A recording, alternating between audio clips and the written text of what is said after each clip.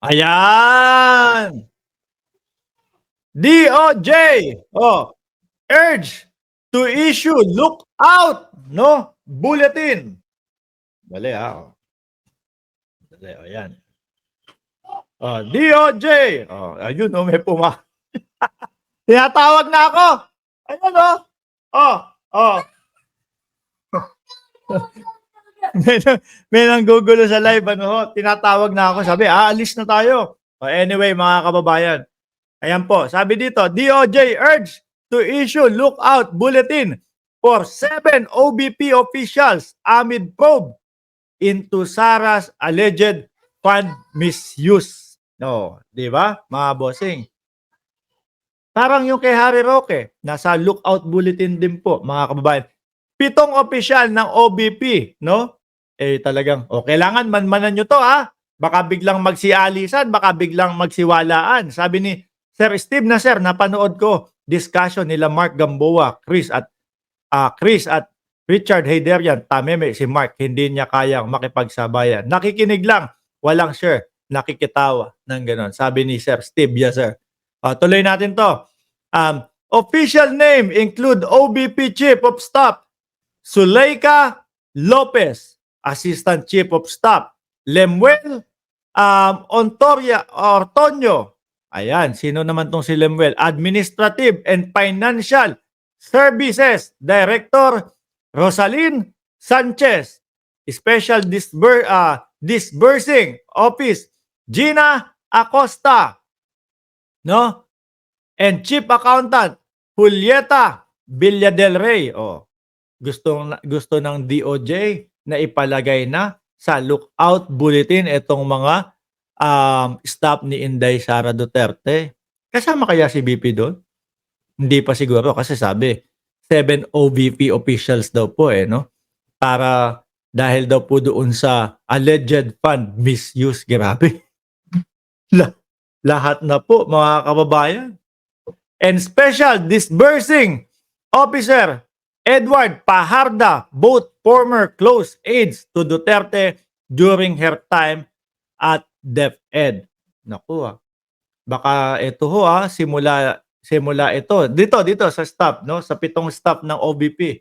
Baka simula ito nung pagiging Harry Roque din ho nila. No, mga kababayan? Baka simula ho ito nung hindi na din sila makita, magtatago na din, etc., etc., mga kababayan. Sabi nga sabi nga ho, mga bossing, unti-unting lumiliit ang kanilang mga mundo. Sabi ni Jin, the gamer, tataka sila diretso sa China. Baka mamaya mamukat-mukat mo, no?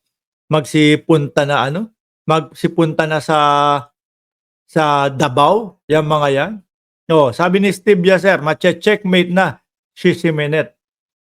Sir Archie Beroya, kasama sa list ko yan. 3 sinabi mo, sabi ni Sir Archie Beroya. Yan. Kaya napapasigaw yung sambayan ng Pilipino. Yes for impeachment. Kayo po, mga bossing, eto mga ganito.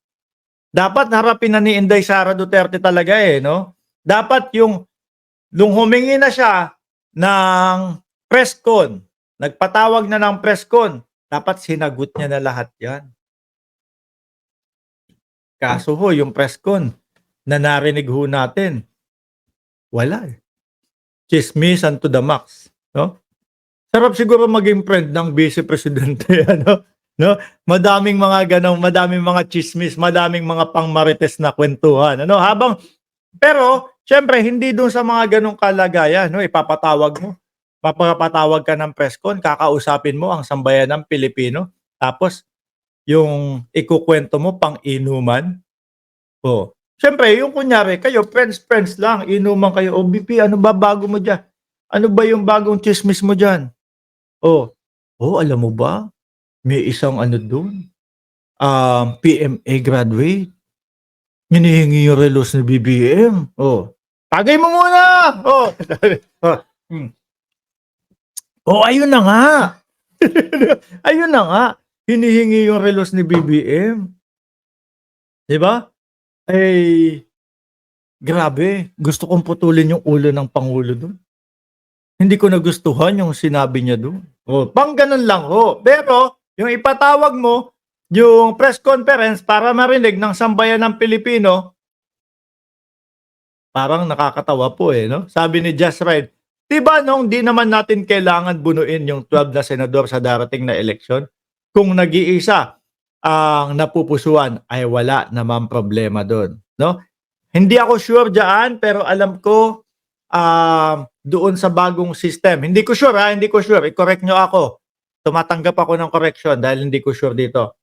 Um, Kailangan yata talagang mamili ka ng dalawa dahil mai-invalid kung sakali na kulang yung ilalagay mo dun. Dati pa yun, eh, pero baka naayos na. Baka puwede na yung isa o dalawa na lang ang ilagay mo diyan. Anyway, mga boss chief, amo sir, may patunay ako, may pruweba ako na ano, na kailangan ko na matapos 'to. Nakita niyo sinusundo na ako nung anak ko. Oh, nag-aaya kasi 'yan kumain ng ano, fish fry. Yayaning, oh, magfi-fish fry muna kami bago kami magsimba, 'di ba? Punan po dahil baka mapunta ang boto sa mga ayaw natin. Oh, 'yun. Oh, inaaya na ako, aalis na daw kami, ha. Maraming salamat sa inyong pagpunta dito. Huwag niyong kalimutan na mag-like at mag-share at mag-subscribe. Maraming salamat po and God bless po sa ating lahat.